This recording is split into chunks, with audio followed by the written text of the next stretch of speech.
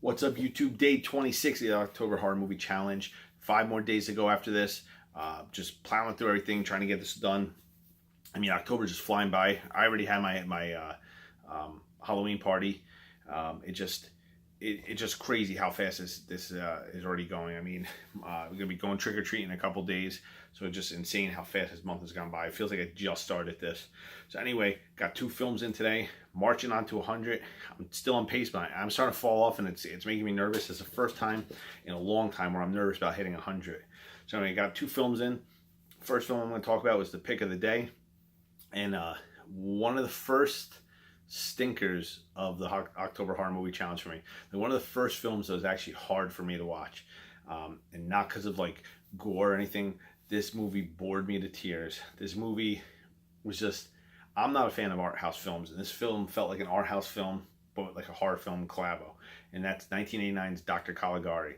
And I mean, it's kind of sacrilegious to use that name because Dr. Caligari is obviously like this famous silent film, and you know it's a staple of the genre of like the golden, well, prior to the golden age, the silent age. And to have a film with the same name, it's odd seeing. And I mean, the film is just, the only way I know that they really can have it is it's on YouTube and you can see, and it's just bonkers. There's just so much weird stuff going on. Just such an art house feeling. And like I said, I'm not a big art house movie fan. Like I'm a Neanderthal in the way that I like my movies to have a plot, structured, something to keep my interest. I don't want to sit there trying to think in my mind like, oh, what does that represent? That angle of the shot versus the corner of his mouth with a drip of blood on it. That's not my style, especially when it comes to horror films. I want something to keep me intrigued. I want something that I'm going to dig and everything. And Dr. Caligari was not it. I mean, it's just weird. It's very expressionist with the way they make it, and it's like a dream world almost. It just did not do anything for me. 2 out of 10. The only reason I'm not giving a 1 out of 10 is because one's like, I mean, there's some production, I think, value there that they did good. There's some shots they did good. I mean, maybe I'd even go 3, but I mean, after that, you're like really, really, really stretching it. Second film was actually one of my favorite films of all time. My favorite horror films. One of my favorite actors is in it. One of the best horror pegged actors in the genre, I think.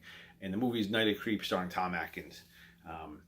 I mean, if I had to make a list of like horror movies that represent the 80s to me, Night of the Creeps is like way high up on that list. Like, it just is this, just everything about it is just perfect. I mean, Decker, he did Monster Squad, and Monster Squad's another film that would probably be in that list, but I think Night of the Creeps is it's not so much better than Monster Squad. I like Monster Squad a lot, but just Night of the Creeps it just encapsulates all this like just great 80s like I don't know, views and points of view, and just this, I don't know, just everything mushed together. And then you got Tom Atkins just being a pure badass in it.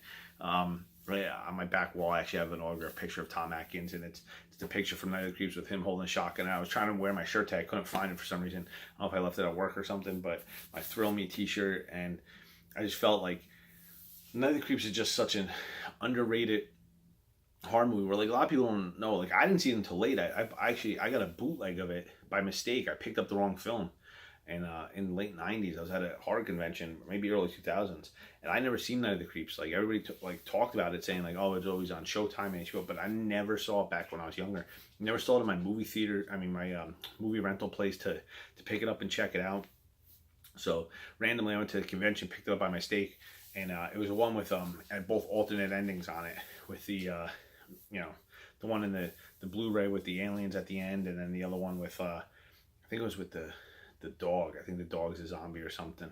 But anyway, it just wasn't something I ever remembered seeing. But once I saw it, it was like, I wish I seen this 15 years earlier, because this is something I would want to watch a lot. And I watched Night of the Creeps at least once a year since that time. There's probably times like there's two times a year, 3 times a year I'll watch it. Like, if I have a friend or something like ask me to watch, like want to watch something, and if they never seen it, I'll always put Night of the Creeps on and tell them, it's a fun time. And 9 times out of 10, they're telling me at the end that they love it. Tom Atkins is such a badass in it. Because everything he does is just, his line's just so corny, like Bullwinkle Moose and, stuff like that. Just so corny, but the character itself, and Tom Atkins himself is just such a badass. Everything he does. Halloween 3 is awesome. Creep Show, just anything the guy does. So, one really good, 7 out of 10 for Night of the Creeps. One really good film, one shit film that I really, really regret watching, but I did. And, pushing on. We'll see if we make it. Until then, I'll catch you on the flip side.